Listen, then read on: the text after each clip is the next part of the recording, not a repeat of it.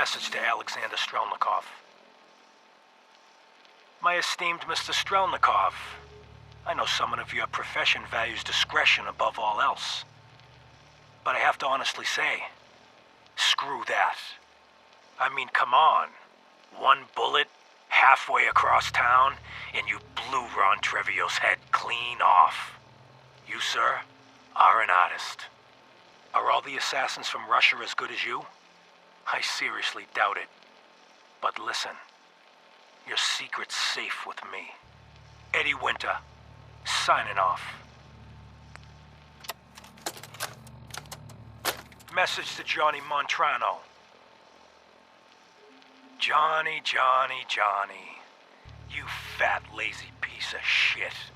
I knew this arrangement was too good to be true. Let's join forces with the North End, huh? Bury the hatchet? Work mutually against a common enemy? Well, you put the nail in that coffin, huh, boyo? What did you have to do, Johnny, huh? What was your job? Sit in your car, on the corner. Keep your eyes open. If you see a uniform, you get out. Walk down the street, knock on the door, and let the fellas know there's trouble coming. Easy as pie, right? I could have got a 9-year-old from the projects to do it, but no. In the interest of Irish-Italian relations, I give the job to you. So what happens? Nothing. Nothing happens.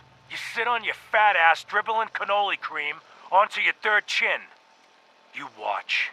You watch the uniform blow months of planning, all in 2 minutes. Congratulations, Johnny. You got me.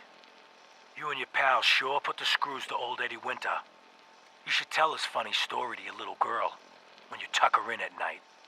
In that corner bedroom, upstairs, pink wallpaper, little house on Prince Street. Yeah. Eddie Winter, signing off. Message to Robert Cooper. You did good, Bobby. The wife and girl won't be saying anything. No worries. Hell, once those fat life insurance checks start rolling in, Mrs. Montrano will wish her fat slob of a husband had eaten that bullet 5 years ago. As for what happens next, up to you. Beach, sub shop, car yard, doesn't matter where he ends up, I don't give a shit. I just want him in the ground.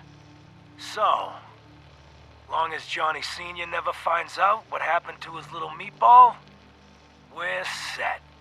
Eddie Winter, signing off. Message to Robert Cooper. Bobby, we discussed this. You hooking up with your stepsister is your own friggin' business. But you talk in your sleep. Look, maybe you babble about baseball or sing show tunes. Or could be you chat about those 3 bodies Colin O'Malley dumped in the sand trap of Arlington Greens. You want to take that chance? I know I don't. Sorry, Robert. The girl's gotta go. Eddie Winter, signing off. Message to Claire Pazinski. Dinner tonight. Me, you, and Arthur Black. Reservations are for 7 at the Cornerstone Grill. Don't worry, I'll make sure Arthur's on his best behavior.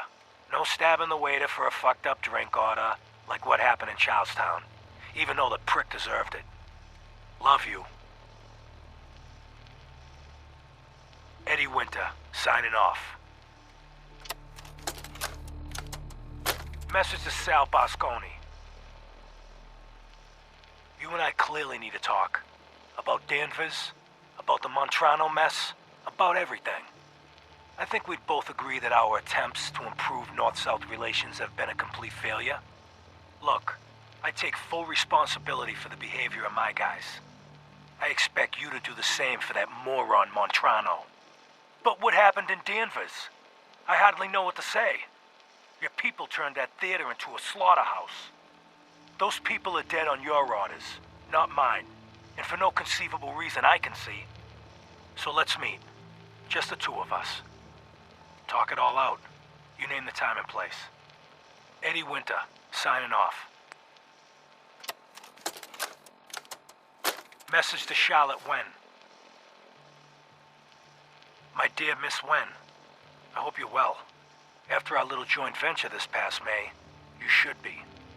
If memory serves correctly, that pallet of buff-out earned you a small fortune, and Wu Li 8 years in a state correctional facility.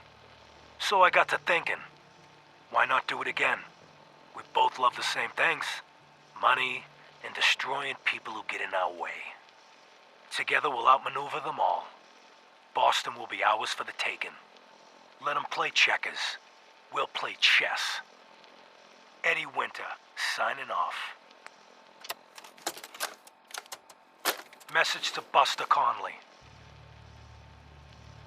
Nice piece you did on the monorail construction project. Heaven's Highway, Devil's Doing.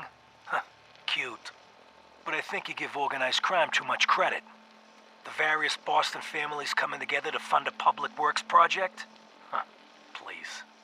Clearly you never sat down to dinner with these guys. They can barely agree on an appetizer. And ain't nobody jumping to pick up the check. The bosses had their hands in the honeypot, sure. But nowhere near the level you were suggesting. You did get one thing right, though. Safety Inspector Alice Lansky was killed. They'll never find her. 'Cause there's nothing left. After he bashed her brains in with one of those giant wrenches, Vinny the Crackers Vanucci dissolved her body in a barrel of hydrochloric acid. So write your follow-up. Then feel free to tell the cops the murder weapon is hanging on the wall in Vanucci's garage.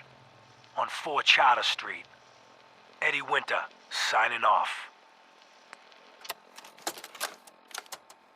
Message to Rodrigo Palomar. Okay, my friend. I thought about it, and I've reached a decision on the Fallon's job. Your cut is exactly what you deserve. $0. Zilch. You heard me right. You get nothing. Yes, you cracked the safe, and yes, we got the diamonds. But you also tripped the alarm. Mackie got pinched, and that's entirely your fault. Now, when he gets out, Mackie's gonna want your head on a platter. I'm gonna give him your share instead. I see you getting off easy. Eddie Winter, signing off. Message to Claire Pazinski. Time to start thinking about a vacation. How does 6 weeks in Ireland sound to you? Dublin, Galway Bay, Waterford, maybe a week in that little bed and breakfast in Kilkenny. And don't worry, we don't have to take my cousin Stephen with us. Let him get out of the country on his own. I told him to threaten that cop, not blast him in the face with a shotgun. He can rot in that abandoned fishery down in Union Wharf for all I care. Love you. Eddie Winter, signing off.